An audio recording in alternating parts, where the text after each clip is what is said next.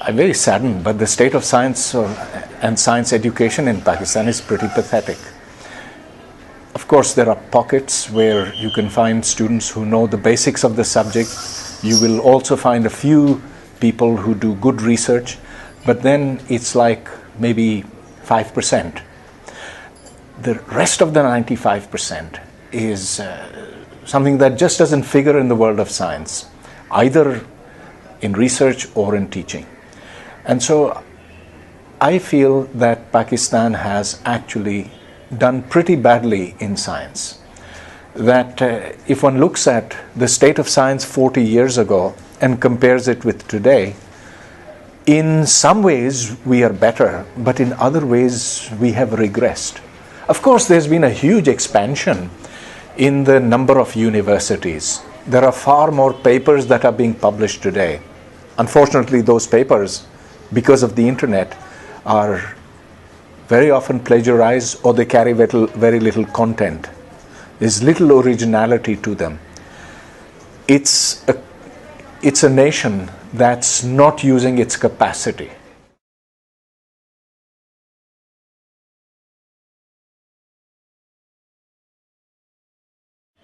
In the 1970s, I'd say that things were looking very positive for Pakistan as a society.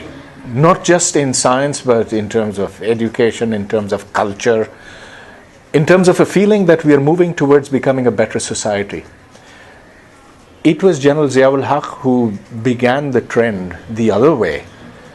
The strict laws, the kinds of policies that he implemented, the rising role of religion in matters of the state, in matters of society, those have been instrumental in causing Pakistan to seek salvation in the past, to look back to some hypothetical golden era.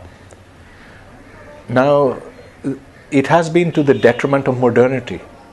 The rest of the world is moving forward, or I should say much of the rest of the world is moving forward. But as long as our goals are in the past, we can't really expect to move forward.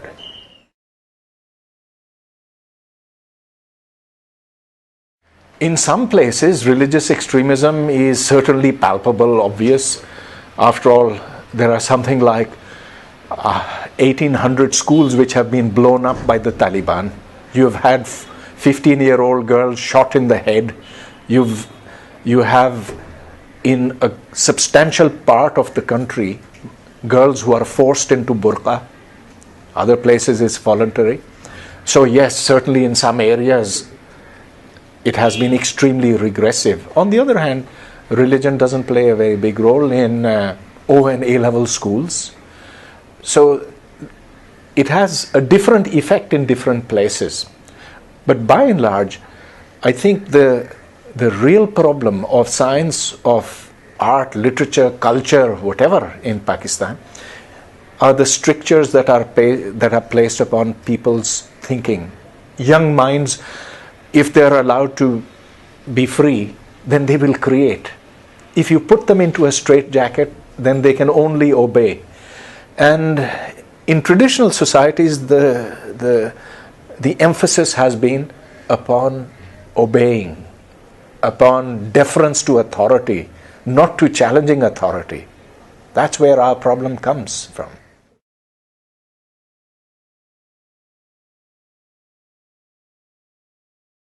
Look, I think that the bomb is immoral, whether it is in the hands of the United States or Israel, India or Pakistan, North Korea, Iran, etc., etc.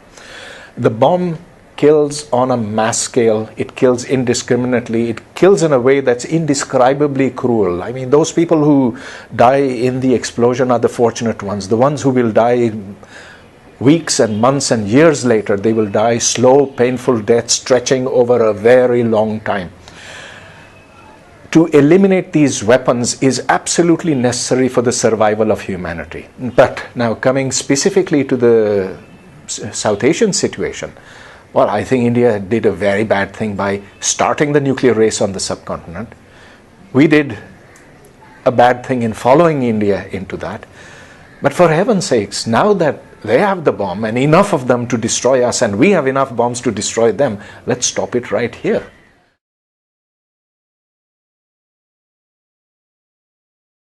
It's a dream of people that there will be no nuclear weapons at some distant point in the future.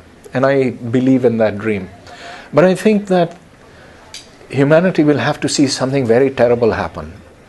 The lessons of Hiroshima and Nagasaki are now too old. I don't know where the next use of atomic weapons will be.